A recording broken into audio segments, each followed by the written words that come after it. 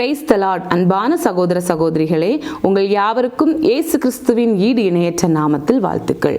இந்த ஆலோசனை நேரத்தில் மற்றொரு ஆலோசனையின் மூலமாக உங்களை சந்திக்க தேவன் தந்த நல்ல வாய்ப்பிற்காக தேவாதி தேவனை துதிக்கிறேன். இந்த நாளின் ஆலோசனை பகுதியை பார்க்கலாம். ஒரு சிறுவன் அழுது கொண்டே தன்னுடைய அப்பாவிடம் வந்து, அப்பா வலிக்கிறதப்பா, விழுந்து விட்டேன் அப்பா, வலிக்கிறது என்று அழுது கொண்டே இருந்தான்.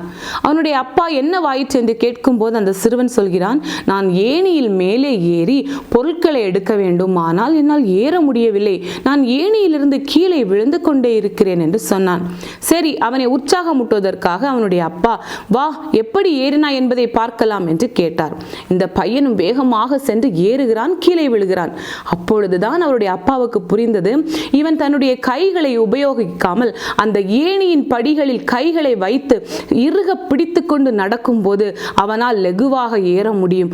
ஆனால் அவன் கைகளை விட்டு கால்களை மட்டும்தான் எடுத்து வைக்கிறான்.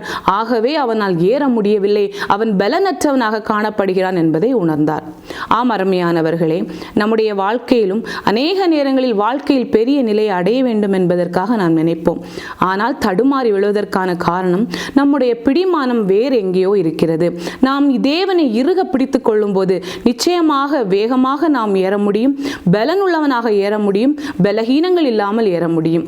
ஆகவே அவரை நாம் பிடித்துக் கொள்வோம். நிச்சயமாக நம்முடைய வாழ்க்கையில் நாம் முன்னேற முடியும். நம்முடைய வேத புத்தகத்தில் ஏசாயா 41 அதிகாரம் 13வது வசனத்தில், உன் தேவனாயிருக்கிற கர்த்தராகிய நான் உன் வலது கையை பிடித்து பயப்படாதே, நான் உனக்கு துணை நிற்கிறேன் என்று சொல்கிறேன் என்று ஒரு அழகான வாக்குத்தத்தத்தை தந்திருக்கிறார். ஆம் அருமையானவர்களே, நம்முடைய ஒவ்வொரு நடையிலும் நம்முடைய ஒவ்வொரு காரியத்திலும் தேவனை நாம் இறுக பிடித்து கொண்டோமானால் நிச்சயமாக நம்முடைய வாழ்க்கை என்னும் ஏணியில் ஏறும்போது வலுவாமல் பலனுள்ளவர்களாக பலகீனமற்றவர்களாக நாம் ஓட முடியும். மீண்டும் அடுத்த வாரம் வேறொரு ஆலோசனையோடு உங்களை நான் சந்திக்க இருக்கிறேன். தேவன் தாமே நாம் அனைவரையும் ஆசீர்வதித்து வழி நடத்துவாராக. ஆமேன்.